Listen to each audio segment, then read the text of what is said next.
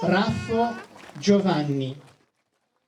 Sono 34 i giovani originari del comune di Leivi che persero la vita al fronte durante la Prima Guerra Mondiale, una realtà storica messa in rilievo dalla ricerca condotta da Giorgio Getto Viarengo. Il numero è superiore a quello sino ad oggi contenuto sulle lapidi e nei monumenti dedicati ai caduti presenti sul territorio comunale. La commemorazione, secondo tradizione, si svolge a conclusione dei festeggiamenti patronali per Nostra Signora della Guardia nella parrocchia di San Rufino, a memoria di un voto fatto dall'arciprete Monsignor Giovanni Croce e dalla comunità locale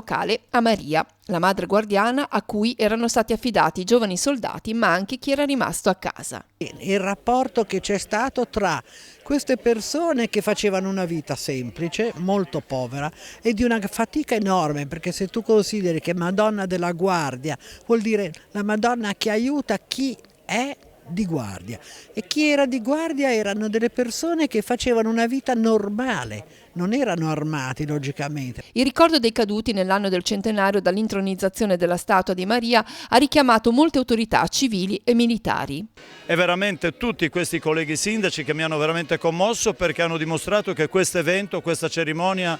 che in questo momento viene fatta a Levi, però riguarda tutti, perché dobbiamo essere tutti portatori di pace,